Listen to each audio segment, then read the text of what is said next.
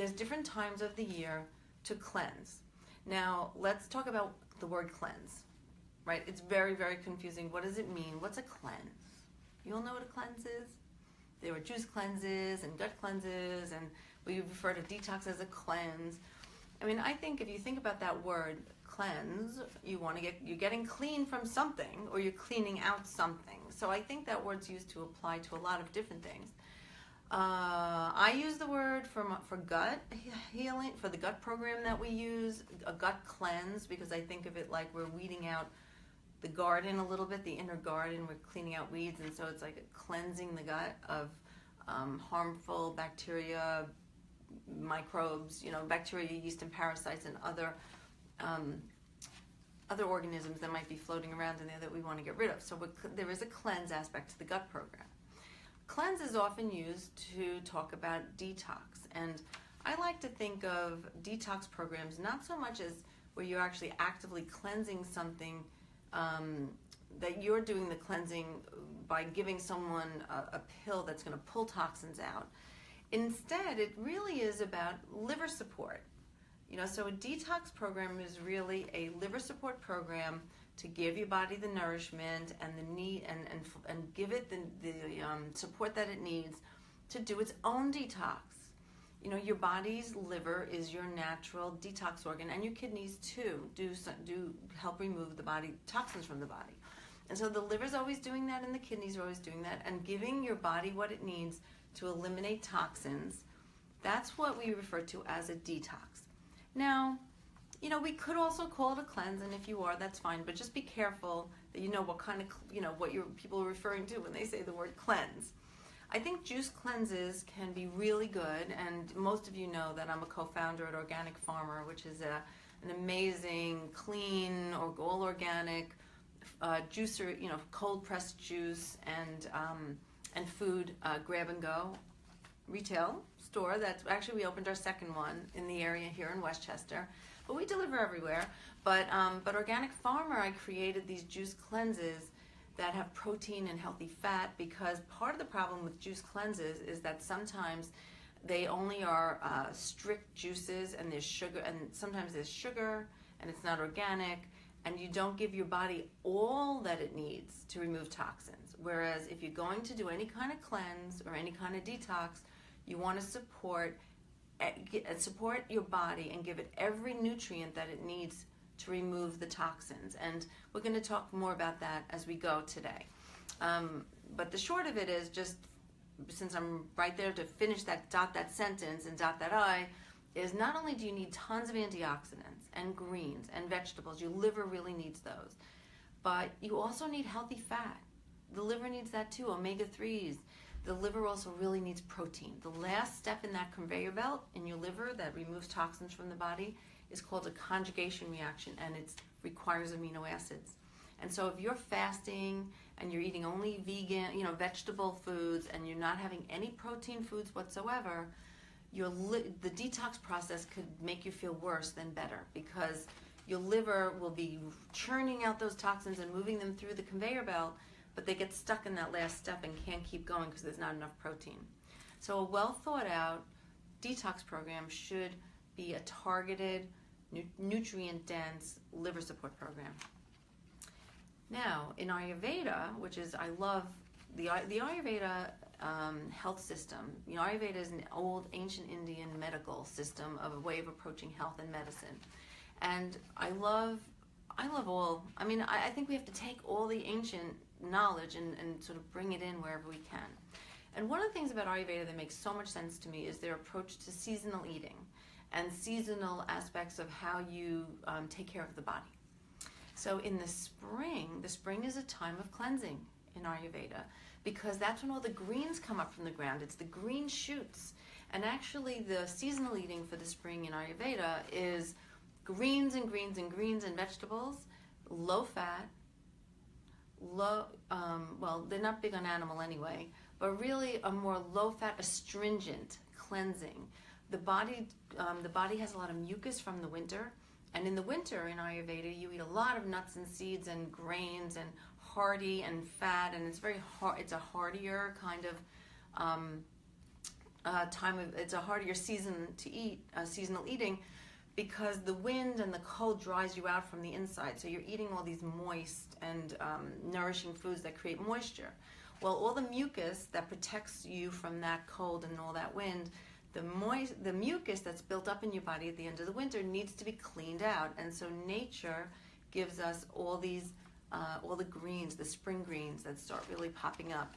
And the liver loves that food. Those foods really are full of antioxidants and vitamins and nutrients that really support the liver. The cruciferous, like the kale and the chards and all that, those all have compounds in them that really help the liver do detox. And so I would encourage you, as we're moving to spring, we start looking to cleanse.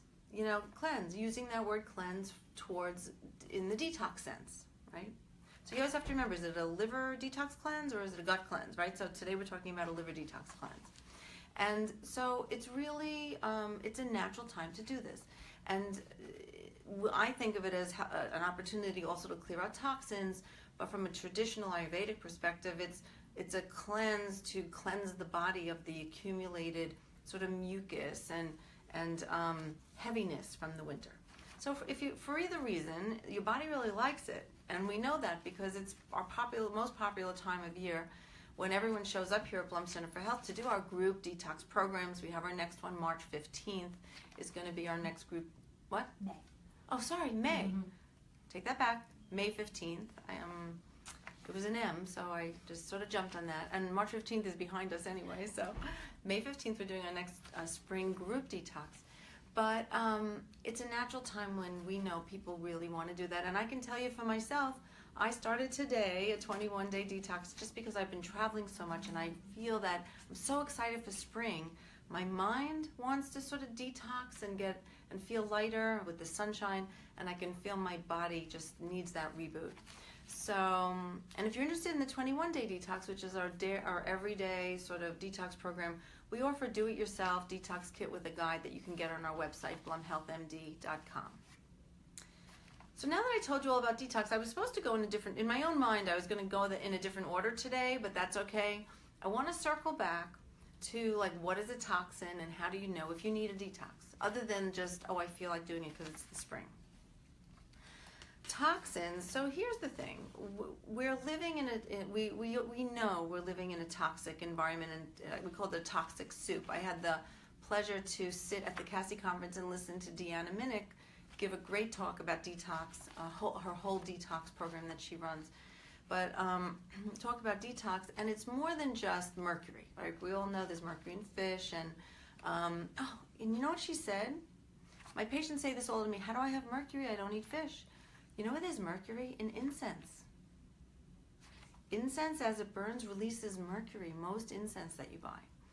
So that sort of blew my mind because I didn't know that. And so you see, you can always have an empty cup and go to lectures and hear new things, no matter how much you think you already know.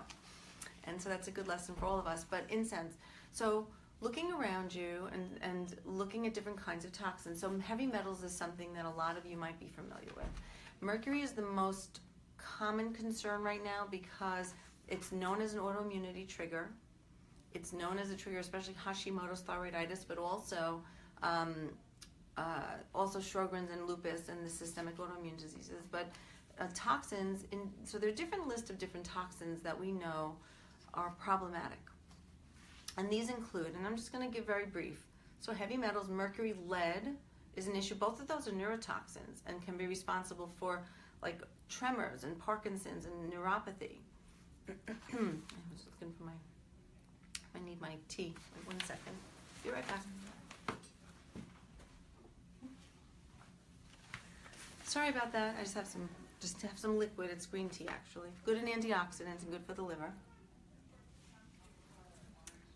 Mouth's a little dry. I flew home last night from San Francisco, a little jet lagged, so my body's feeling that dryness, right?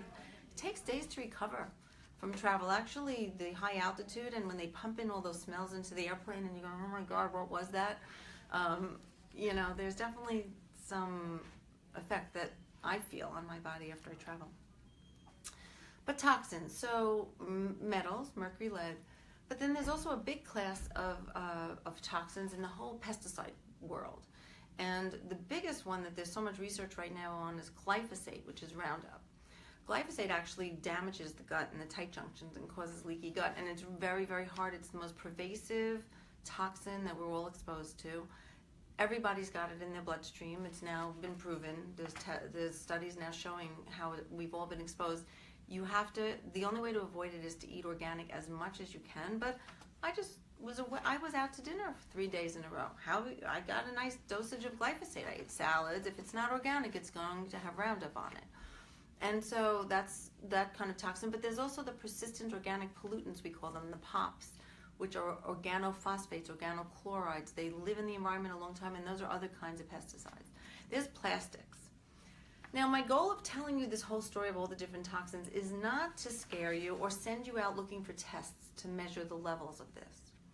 What I want to share with you, which is really important, and remember this, is I want you to understand that there's a concept called toxin load. It's as important as it is to perhaps identify individual toxins, and I do test for mercury, and you can do a test for the persistent organophosphates, the pollutants. You can test for that. I don't, mercury I probably test for more often, but it's not necessary. There's a concept called total toxin load. And think of it this way. Your body is created to be stressed, and then you recover from the stress. So it's always stress and recovery, stress and recovery, stress and recovery. This is true of your stress system, which is your hormone system, where you have a stressor and, oh my God, fight or flight, and then you breathe, and you recover. But it's the same of any kind of environmental or external stressors that come into the body. So toxins, toxin exposure, toxin load, the total amount of toxins in your body is what stresses your body, because if I have tons of pesticides in me and tons of plastics in me, and then I eat a whole bunch of mercury one weekend, my cup is full. My body, my liver, think of it's simplistic, but you can think of it this way. Your liver is just already completely congested and full while it's trying to get that's with all those toxins that you already have, right? And so your liver's all congested and full, and you add on that last bit of toxins, and it could be mercury, it could be something else, and you can't handle that. And those toxins then spill over and cause what we call oxidative stress throughout the body. And think of it like inflammation and free radicals that go and damage the tissues anywhere, including the brain, including the gut, including the liver, including in the muscles. You might get muscle pain, and inflammation. You can get joint pain and inflammation. It just shows up everywhere. And so the idea is not to go after that mercury, perhaps specifically, but to figure out a way to lower the whole toxin load, right? So it's a much more it's a concept that's much easier to execute and to live with and to do on your own, which is lower your overall toxin load. And then your liver and your body will be able to manage the small sort of blips that you get exposed to as you go along. And so, so when I think about the toxin load, so back to my stress and recovery. So once if your baseline is all the way up here and you're filled with toxins like this, you can't really recover from any added stress.